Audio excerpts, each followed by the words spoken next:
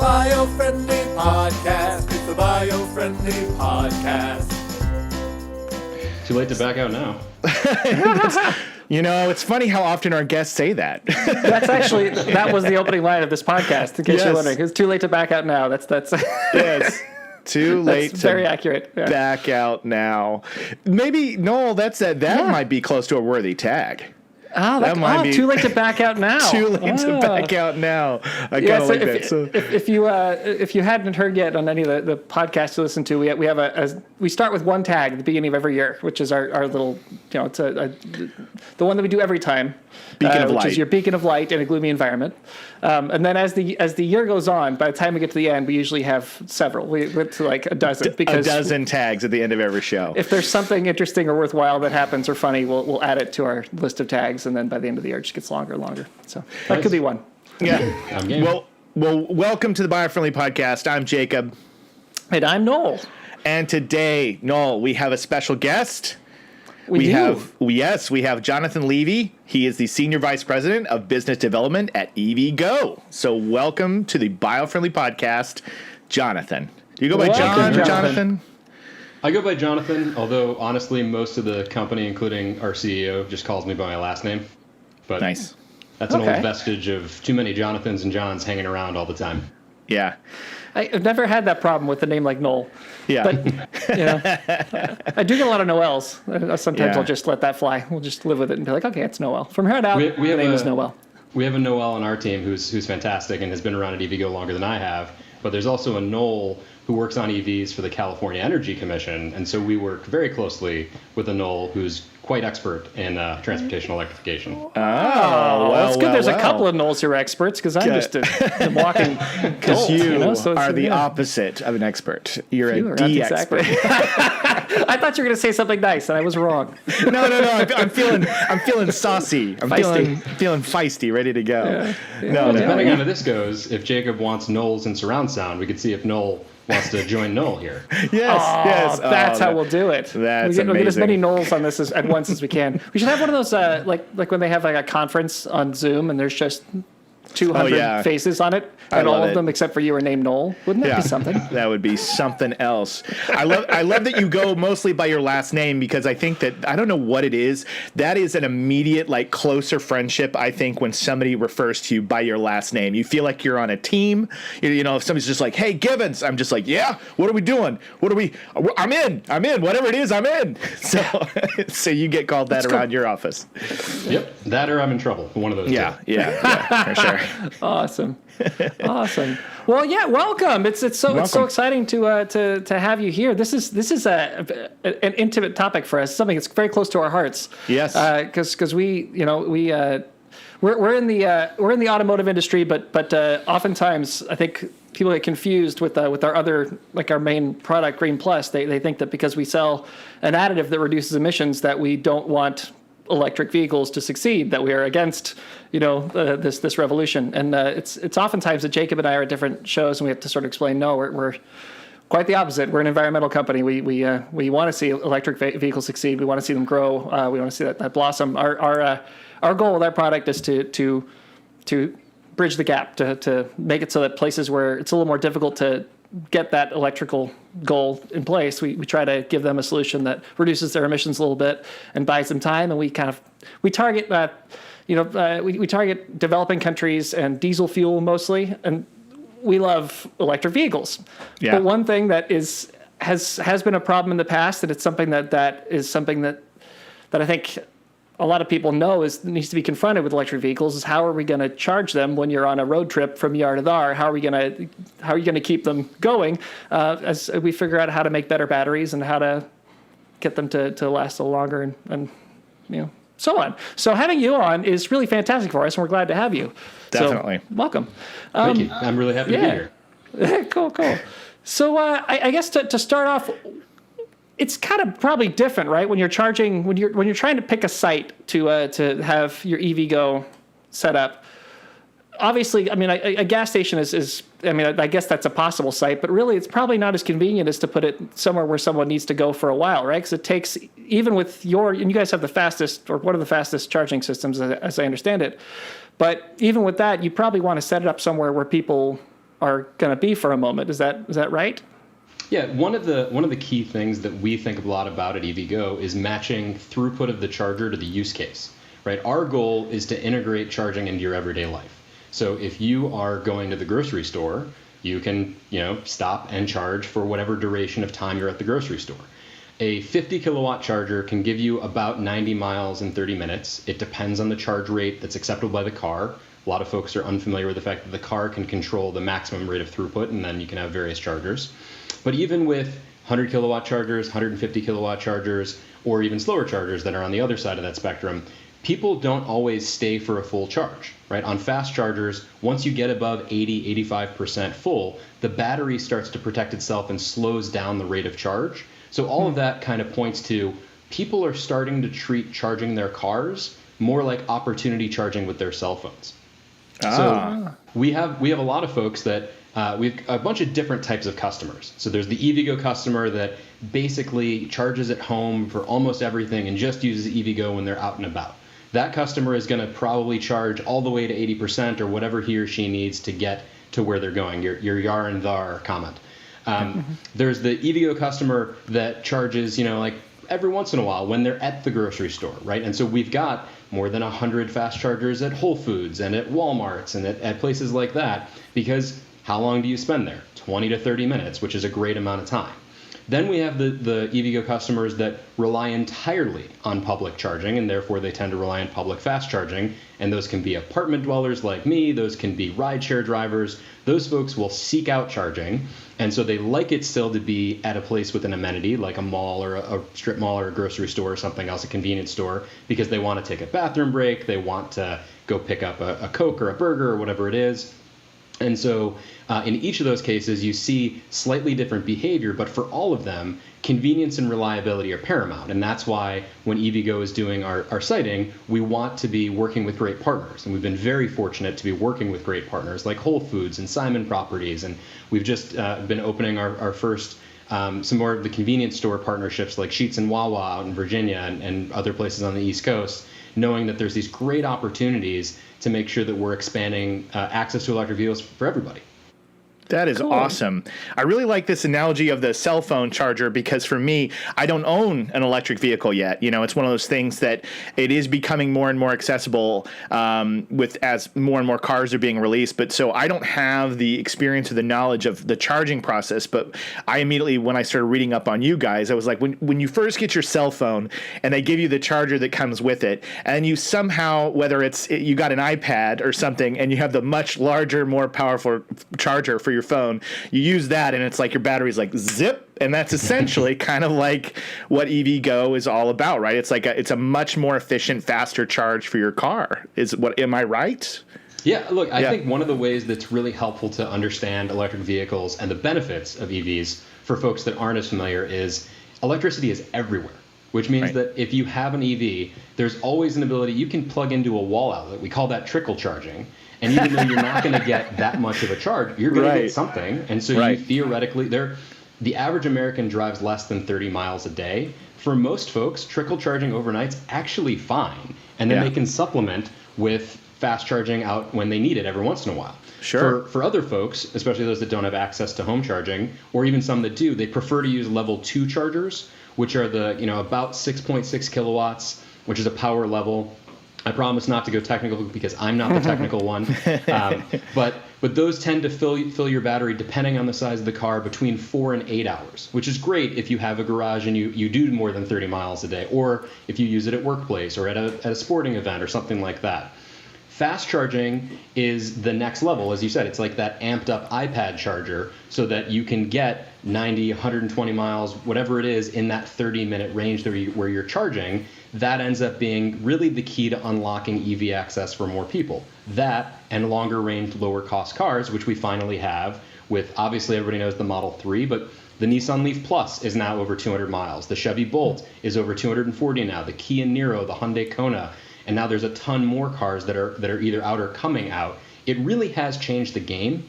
And in fact, I would argue that the infrastructure game is a hell of a lot better than most people assume. When I started working on electric vehicles, I was working on Capitol Hill, and it was everybody used the phrase alternative fuels or alternate fuels or anything like that. And we've gotten to the point where we're like, it's not really that much of an alternative anymore. We can still call them advanced fuels, but it's not that alternative because EVgo alone, we have more than 800 fast charging locations, more than 1,300 fast chargers. We're at a point where more than 115 million Americans are within a 15-minute drive of one of our fast chargers, and we're only one of many players. And in California last year, which is more than half of electric vehicles in the U.S. were sold, we grew our network 40% to the point where 85% of Californians live within that 15-minute drive of an EVgo fast charger. So there's us, there are other players, there really is charging in a lot of places, and we're growing, others are growing. It's become easier than ever to go electric. And then the thing that's really awesome, I mean, I guess I should ask you guys this question if that's okay with me departing from the format, but have you guys test driven electric vehicles? Oh yeah. My brother, he got his hands on a Tesla and popped into ludicrous mode for me, and that's the rest is history. It's so much fun. It's so much fun. It's great. Like you step on it and it's like you disappear from wherever it was that you were. You're just gone. It's yeah. No, yeah. They're fun. They're great. They motor, man. They move. Yeah. I mean, the torque's incredible. The quietness is incredible. And it's not just the Teslas. Like the Teslas, all of them are amazing cars. Right. I was in a Leaf and I passed an Alfa Romeo and I had this moment of like, that didn't just happen, right? Like that's not supposed to happen. But a regular EV has the same pickup as a sports car in terms of an ICE vehicle. Yeah, I've watched a ton of YouTube videos of, pinning Tesla specifically up against these hot rods. And it just blows my mind every time because these poor guys with their horsepower and their beast machines, are so powerful. And you just see them get smoked out there on the quarter mile. And it's just like, wow, you just can't believe, what an electric car can do. So I think they're amazing. My first real experience with one was seeing, the computer giant panel screen that was inside of one. And I was like, I can't believe that's what the inside of that car looks like. And then with the, what are those called? Suicide doors? Is that what that's called? What are those called? About the Model X? Where Yeah. Like the DeLorean. Yeah, it's like the DeLorean. So it's like stuff from the future that you always imagine. But I am seeing so many more prevalent electric vehicles coming out, and I'm glad you listed some because I think for our listeners, because the other one is like the Nike, the Coca-Cola of electric vehicles, it's good to hear these other brands, these other companies that are making electric vehicles because I think the word needs to get out on that for the consumer to know that there's more options than something that literally costs 10 times what a regular car costs, So, not 10 times. The 3 has become pretty affordable where you can get a $45,000 Model 3 and depending on where you live and getting some more incentives on your income level. But you're right, it's not just Tesla. Although I will say something that's both interesting and dispiriting at times is California every year does a survey of consumers and they found that fewer than 50% of Californians could name a single model of electric vehicle, and just saying Tesla counts as an answer. And it's part of why we at EVgo are founding members of an organization called Veloz, where the entire mission is just raising awareness. Did you know that BMW has an i3 that you can get right now? Did you know that your utility may have a rebate on either the car itself through a partnership with the manufacturer or on the cost of electricity? I mean, there's all these financial incentives, non-financial incentives. Where I live in Santa Monica, if you drive an electric vehicle, you don't have to pay at parking meters. Really? You can't overstay. If it's a 1 hour space, it's a 1 hour space, but you don't have to feed the meter if you have an appropriate sticker that shows that it's a full battery electric vehicle. I was not aware of that. That is very interesting stuff. Wow. Wild and wacky. Wild and wacky.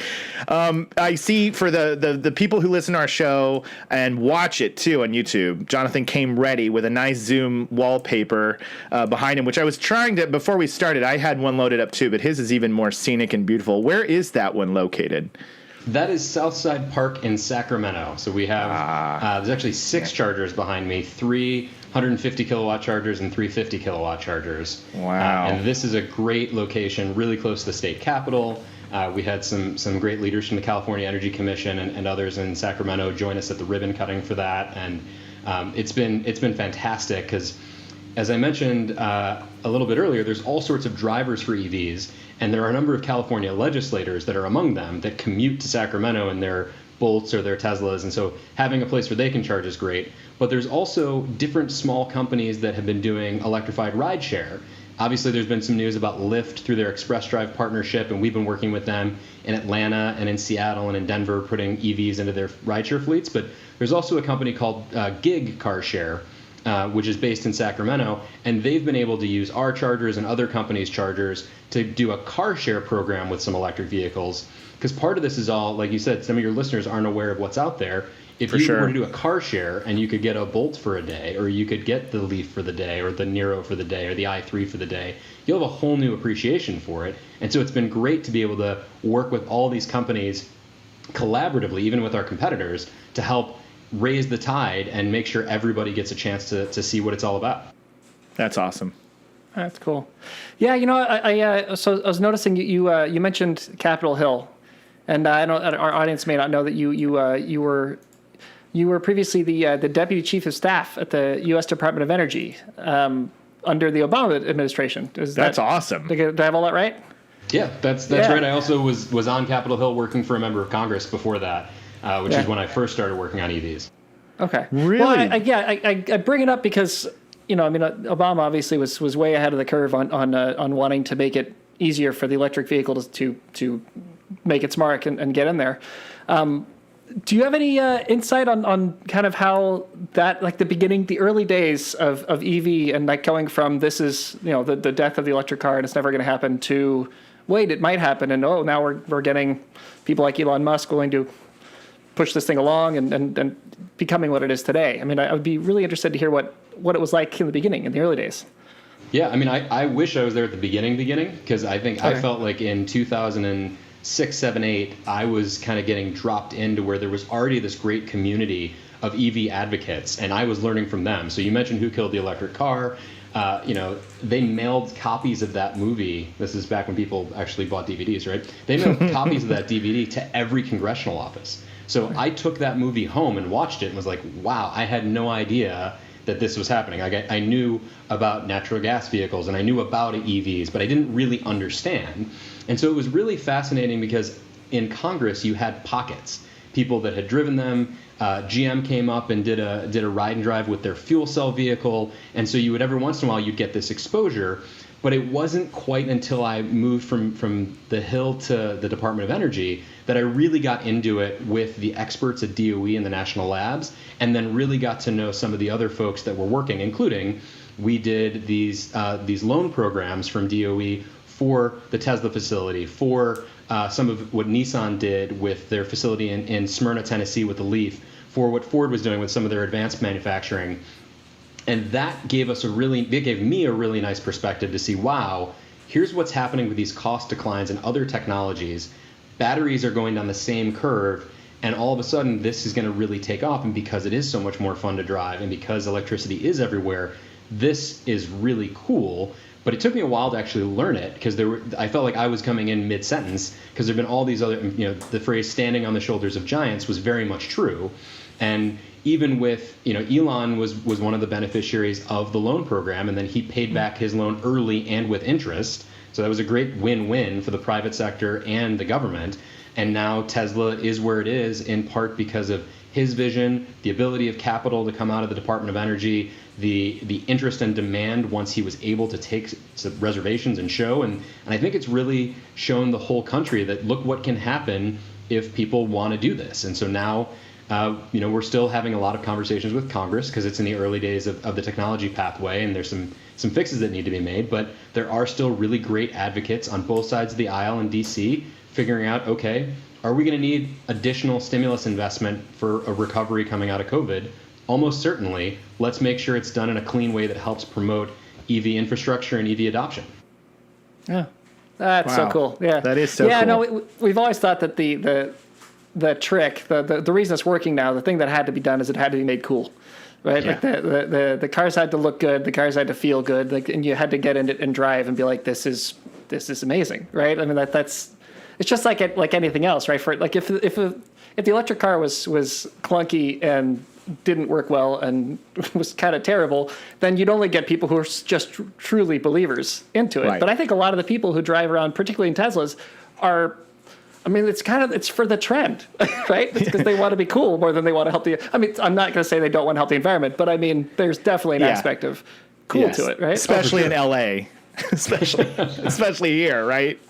Yeah, absolutely. Yeah. Have you guys seen the kicking gas video that we did at Veloz with Arnold Schwarzenegger? No, but I was going No. to ask, when you brought up Veloz, the organization, I went to the site and I saw Arnie pop right up at the front, and I was like, that's awesome. You guys got Schwarzenegger, helping you guys promote electric vehicles. That's great. That's great. You guys have to check it out when we're done, or during, for all I care, whatever works for you. He goes undercover as a used car salesman trying to talk people out of buying EVs in the most hilarious Arnold Schwarzenegger fashion. Oh, that's awesome. And then obviously brings it back to like, look, here's the benefits. Let's go. There's no better time to go electric. And for the guy that electrified a Hummer, it's perfect. I mean, he's such a great advocate, and he's so funny. And that's, to the cool factor, that's what we need. And Katy Perry retweeted it, and that's awesome. a bunch of folks like that. And so I think that's part of this and it's part of why I love talking to folks like you guys, because there's all these audiences, some of whom are already sold on EVs, some are interested but haven't converted, and some who aren't even in the funnel. And so making sure that they hear from folks, whether it's Elon taking the Cybertruck out to take Grimes to dinner, or Arnold Schwarzenegger in his electric Hummer, or any of these other celebrities that have realized this is actually pretty cool. That's part of, I think, a joint mission that we all have to use a pun, evangelists, right? Evangelists for EV. I like that. That's cool. Nice. I'm a fan of puns. I'm a dad. Puns all day, every day. Don't let it fool you. He's been a fan of puns since long before he was a dad. This is so true. Every time I get called out for my terrible puns, I always blame it on my fatherhood, and then very quickly friends like Noel and many others point it out, and they're like, you were making those jokes when you were 25. You've been a dad since you were 6.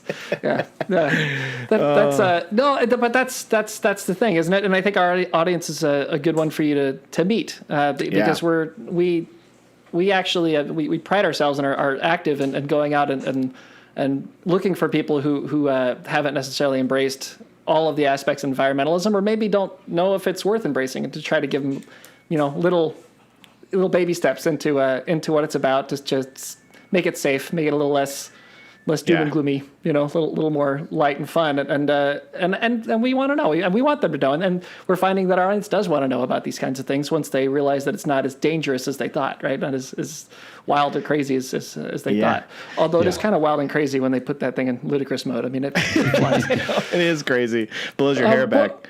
But regarding what you've got with EVgo, so how does that, with your competition in the industry, how do you guys kind of compare to other charging services? Obviously you're the best. Because you're on our show. But obviously what is it? the best, just by coming here today. Well, what is it about you guys that bumper. sticks out? Yeah. So it's a great question, because I think the first obvious answer is that we're an early mover, right? We've been doing this for about a decade, which inherently gives us kind of a first mover and first learner advantage. So we have this great data set to say, like, okay, what's worked? If something worked, we probably tried it. If something didn't work, we probably tried that and learned from it. But the big differentiator isn't necessarily company to company as much as it is business model to business model. And I think that's kind of an interesting perspective that is behind the curtain a little, that I'd be happy to talk about, which is we own and operate our charging stations, which means that we are buying these chargers from a manufacturer, but we're doing the siting and the engineering and the design, the construction, the installation, and then ongoing network and maintenance and operations.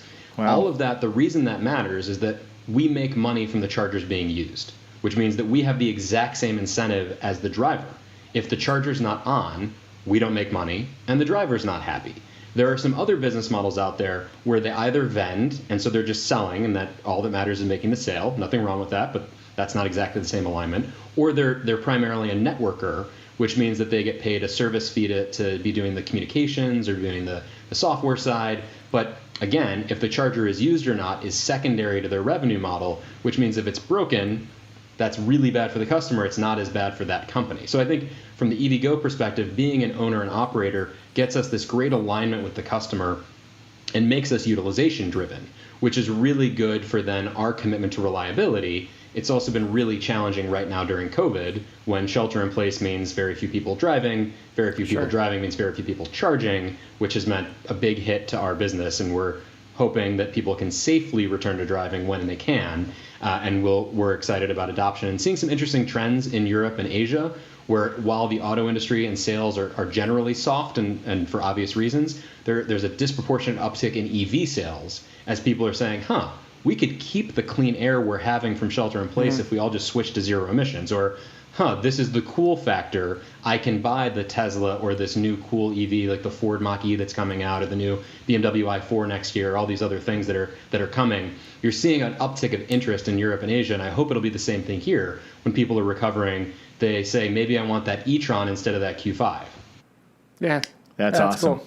That's awesome. So let's suppose that I want to go to I want to drive to Phoenix in my electric car.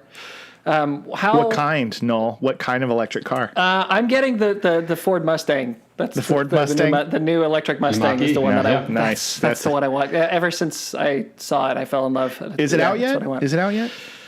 It should be out this fall. This fall? Yeah. Awesome. Okay, so it's this fall. Yeah. I mean, I haven't seen any public data. I I think it's a 2021 release, so 2021 model years usually is 2020 end of the year, right? It For should sure. be soon, hopefully soon. I mean, I won't be able to get it yet because I also am a dad and I have to have cars that are more sensible, and it's not a sensible. Let's just live in the dream for a moment, buddy. Just live in the dream. But I've got it. You've got it. You're going to go to Phoenix in your new electric Ford Mustang. And we're zipping along. How much effort or energy is it even worth the effort and energy right now to make those little stops, those places where you can recharge in the middle of the desert, in the middle of nowhere, that you have with gas stations, right? Because that's the one, one of the advantages that having a gasoline powered car might have is that you can get your gas anywhere. Is there an effort to get more of those, or to improve on that, or is it more we've got to build the everyday regular stuff first and then get to it? Yeah, that's a great question, because obviously the answer is we need both, and so what we see for most people, especially people that live in apartments, they tend to do the vast majority of their driving around where they live or where they work, so they'll do the vast majority of charging around where they live or where they work. So we have to be building out the cities and the metro areas. And so we've really focused on the urban and suburban core, but we've also done corridors where we think it's really important to connect places. So really good example is, obviously California's been our biggest network. We have the station here. Let me switch backgrounds. Yay! And that way we'll do See, this is why people need to tune into the video version, because they need to see Jonathan, and they need to tune in for the video version to see Jonathan's glorious beard. I just got to throw that out glorious. There. I'm guessing this is a quarantine beard for sure, or do you normally rock this? I have had a beard probably 90% of my life since I was 20. Nice. I have never had a beard close to this long. It's beautiful. It's delightful. It's gorgeous. Lots of facial hair fun around here, much to my wife's chagrin. But it was a topic of conversation at our board meeting, and so when the chairman of your board is commenting on your facial hair, you're either doing something very right or very wrong. Either way, you win, I think. Either way, everybody wins today. And Noel's looking specifically, very clean shaven today. He's looking sharp. Cleaned up. You cleaned look up for good, the day. buddy. Yeah. I even got the nose hair. What? Getter. You went the extra mile? Plucked my eyebrows big time. That's crazy. Like an endorsement opportunity right there. Product tie-in. Yeah. All right. Before Jacob so rudely cut you off. You guys made it very clear that this would follow rabbit holes even if there were no rabbits. So I appreciated the candor. So behind me now is a photo at let's say sunset. I can't tell if it's dusk or what. Yeah. But, of our Baker, California station. Now, if you're familiar with Baker, you're familiar with it because it's where the world's tallest thermometer is. Yes. It's on the way to Vegas. It's on the way to Vegas. Exactly. Alien jerky is there. Yeah, well, then you very much know it. Then you know the Dole Whip sign. You know the Matt Greek Diner. Yeah. I have a hunch you've been to Vegas a bit. Yeah. But the point being, this is not a densely populated area, but it's a really key route. You can't get to Vegas if you don't have somewhere in between, and Baker is that very key somewhere in between.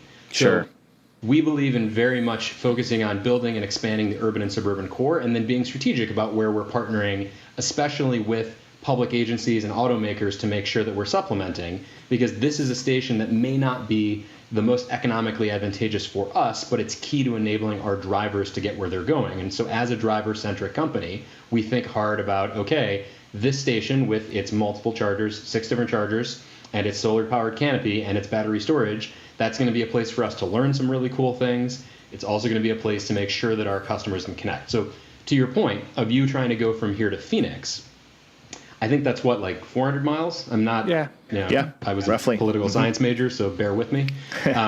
So if you get the Mach-E, which I believe will have a final around 300-mile rating from the EPA, so that means you need to stop once, depending on where you stop, or you stop twice, depending on where you stop. And so my hunch is that you probably need to do that anyway for a bio break.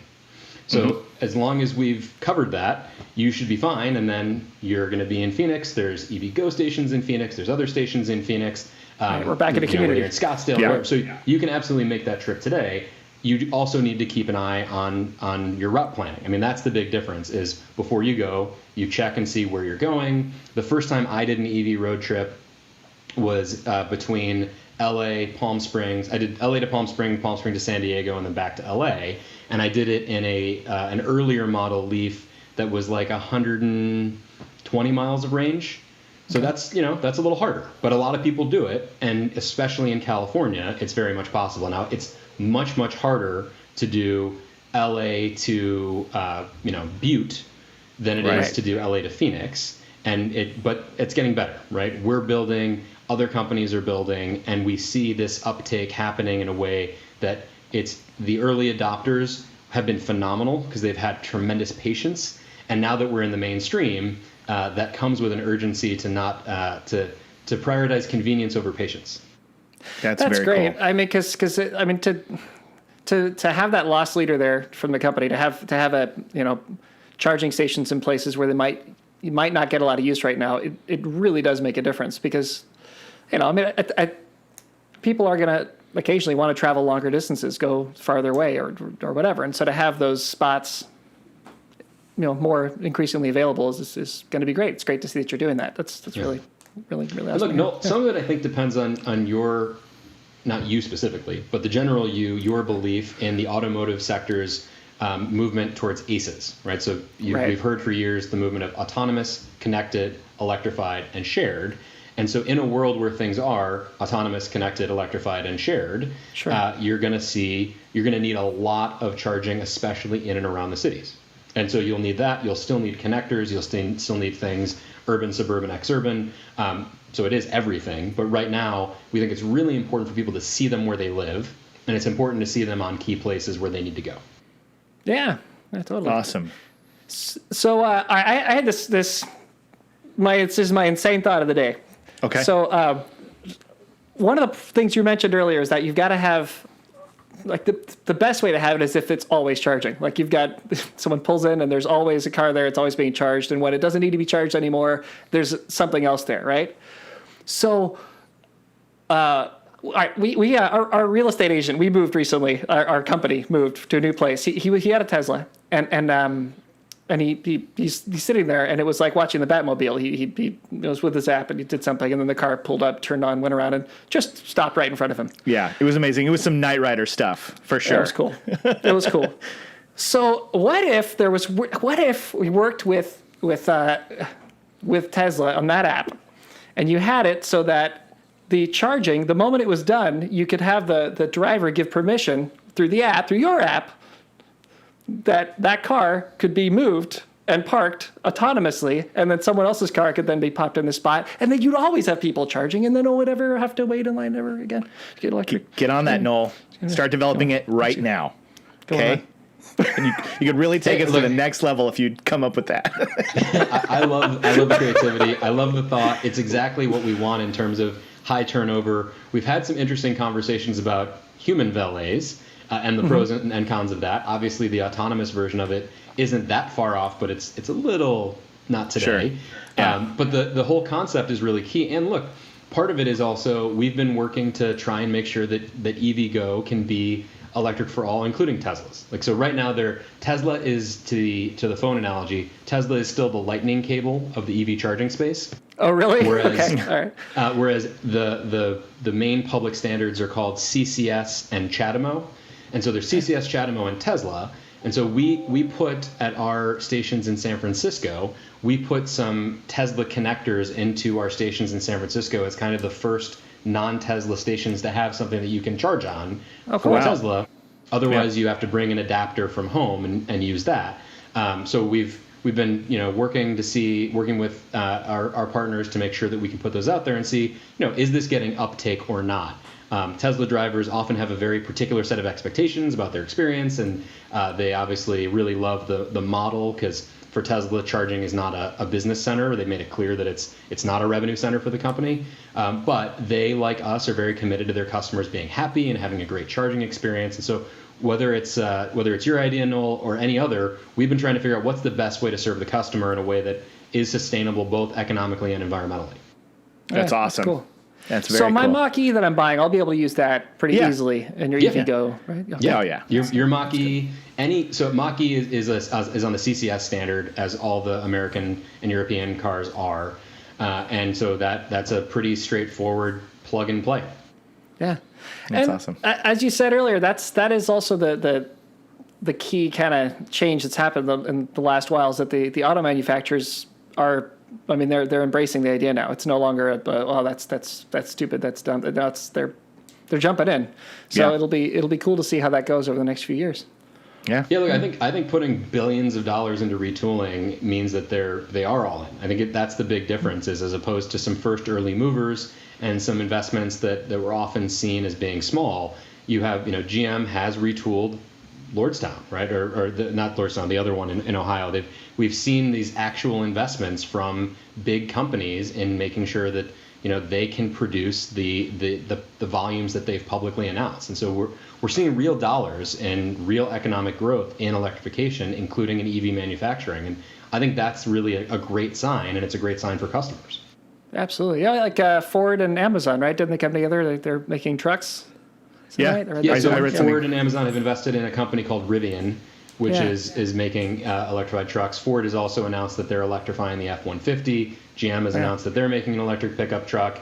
I think what everybody has seen is that you've got this great segment of early adopters that loved their cars, and then you've got this other segment of Americans that are in love with their SUV, and they want to see that before they'll go electric. And I think that's why the Mustang-inspired Mach-E is really interesting for that exact reason. It looks much more like an SUV. Nissan has announced an Ariya, which is kind of a crossover between the Rogue and the Leaf. That hasn't come out yet, but it's a gorgeous looking car, and it's the same kind of concept of what do Americans buy more than anything else? SUVs and CUVs. We're going to have to electrify all of them anyway. And now we're also starting to see electrified delivery vans and delivery trucks, and now you've got buses and Class 8 trucks. I mean, there's a great big industry that has sprung up and can continue to grow. Need some early investment, need to have some continued public-private partnership, but the momentum is really there. That's awesome. I'm holding out for an electric Gremlin. That's what I want, right? Or a Pinto. But you're not talking about the car. You want actual Gremlins. I want an actual from the film Gremlins. I want a Mogwai with water spilled on it, turned into a Gremlin, and then electrified. That's what I want. Then, that's all. I think they had one in the second movie. I think you're right. You're right. In the weirdest movie ever. I thought you were gonna say that you've kidnapped Zach Galligan and you have his car. Or I don't know what's going on. Yes. Have you seen the guy that took a Honda Civic and put a Tesla engine into it? No. That is awesome. No. That's great. Sorry. I stand correct. A 1981 Honda Accord. I had to Google it because I couldn't remember what the make. Okay, an 81 Honda Accord, which is a beauty, a classic beauty. He still had it, and he threw an electric engine in it, and now it's an EV. That can be easy to do. That's got to be beautiful. a process to put, to convert that over. So kudos to that guy. That's amazing. But yeah, so we're pretty much, we've covered a lot of amazing ground. We're at the end of the show, but I wanted to give you an opportunity to, talk about, anything that EVgo is working on right now or promote anything that's coming up before we wrap things up. Sure. Well, I may be in LA, but I don't have a new movie to tout. Okay. I will say Sorry to disappoint. I will say that one of the big things that was in 2019 that we're continuing in 2020 and beyond is that we became the first North American charging network to become 100% renewable powered. We felt really strongly about our twin missions. Our CEO, Kathy Zoy, has constantly said to us, look, we're here for two reasons. One is to build a business where our revenues exceed our costs, and the other is to change the world and save the planet. And we've got a really key role to do that because transportation emissions are the plurality at this point, and we've got to bend that curve as quickly as we can.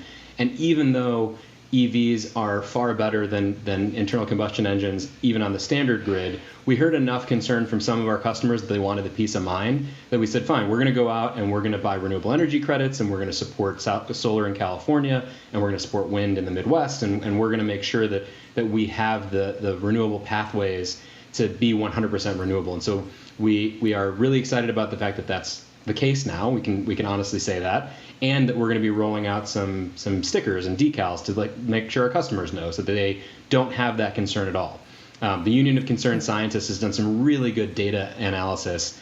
Every time there's a new report coming out of are EVs really that good for the environment with a coal-powered grid, the UCS releases an updated data set that's like, even in West Virginia, an EV is the equivalent of like a 78 mpg ICE vehicle. And by the way, it's getting better every year because of the reduction in carbon intensity of the grid. So yes, it's better. Keep doing it. And so that's just something that I think I'm really proud of and really excited about. And we look forward to continuing to grow our network and do so in a way that's sustainable. Yeah. I love it. That's great, Jonathan. Thank you for coming on the Biofriendly Podcast. We absolutely loved having you on today. Is there anything else? We do a long, lengthy tag thing, so we're going to let you go before you have to sit here through all that, so you can chime out. But are they good? Is it like a free flow, or we list off the ones we have, so you're more than welcome to stay through it if you'd like. I've got 10 minutes before my CEO is expecting me, so give me some fodder. Let me want to bring through some good stuff. All right, so Noel, we're ready to do some tags here. Or are you looking up something? I feel like he wanted to bring something to the table here. Oh no! Somehow my computer, which is on the same time as my phone, it started ringing because I didn't go into airplane mode because I'm a moron. That's so classic you. I can't even hear you anymore, Noel. Can you hear him, Jonathan? No, audio cut out.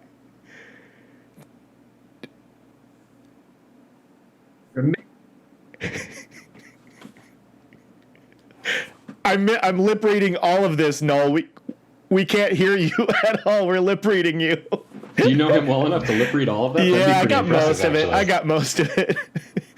So let's try to lip read our tags, Noel, since I can't hear your audio anymore. Ready? We're your beacon of light in a gloomy environment. Well, I have to say my part now because I come back to read it. Yeah. We would. No, right?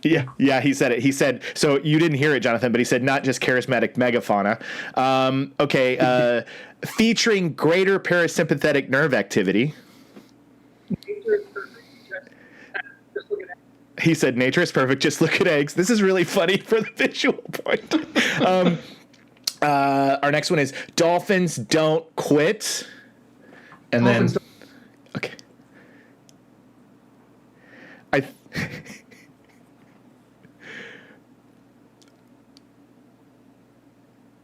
Shoot, I can't understand that at all. We're just going to say thank you and goodbye. Thank you so much for coming on the show, Jonathan. You're awesome. We're really excited to talk about EVgo and all the cool things you guys are doing. And thanks for joining us on the Biofriendly Podcast. We'll see you next time. Great. Bye, Thanks everybody. Okay, thanks. Bye. It's the Biofriendly Podcast. It's the Biofriendly Podcast.